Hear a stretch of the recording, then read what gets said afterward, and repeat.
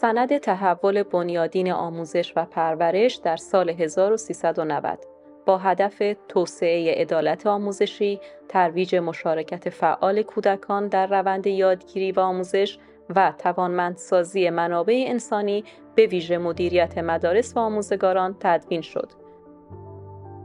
ایران اما همچنان از کشورهایی است که دچار فقر آموزشی است.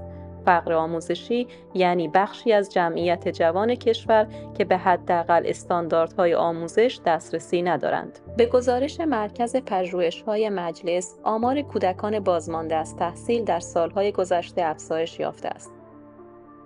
استان سیستان و بلوچستان بیشترین تعداد کودکان و دختران بازمانده از تحصیل را دارد.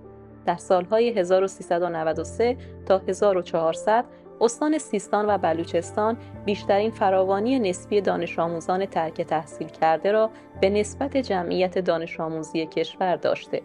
به گفته حسن علی میرعبدی، مدیر کل آموزش و پرورش سیستان و بلوچستان، حدود 15% آمار بازماندگان از تحصیل کشور مربوط به این استان و 70% از این آمار متعلق به دختران است.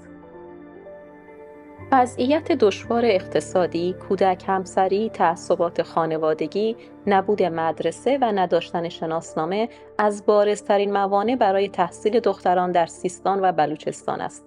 موانعی که در حاشیه شهرها و روستاهای استان به دلیل کمبود امکانات نمود بیشتری دارند. بیشترین جمعیت بازماندگان از تحصیل در سیستان و بلوچستان متعلق به دختران روستایی است. این دختران به دلیل فقر و مشکلات فرهنگی قربانی کودک همسری و ازدواج زود هنگام می شوند و اجازه ادامه تحصیل پیدا نمی کنند. دختر من کلاس اول راهنماییه. فقط 12 سالشه. با اینکه خیلی دوست داشتم که بچه‌هام درس بخونن، شاید در آینده به یه جایی برسن و سرنوشتشون مثل من نباشه، اما امسال به خاطر فقر شدید مجبور شدم براش نامزد بگیرم و شوهرش بدم. چون توانایی پرداخت هزینه‌هاشو ندارم. 4 تا بچه دارم. همسرم فوت کرده. آرزو می‌کردم که حداقل اینقدر توانایی داشتم که دخترم میتونست دیپلم بگیره بعد شوهرش بدم. اما با وجود این که خیلی هم به درس علاقه داره و شاگرد زرنگی هم هست، اما نمیتونم. فقر این اجازه رو به هم نمیده که از پس هزینه‌های زندگیم بر بیام. با وجود مشقت‌هایی که ذکر شد، خانواده‌ها ترجیح می‌دهند که پسرها ادامه تحصیل دهند و دخترها شوهر کنند.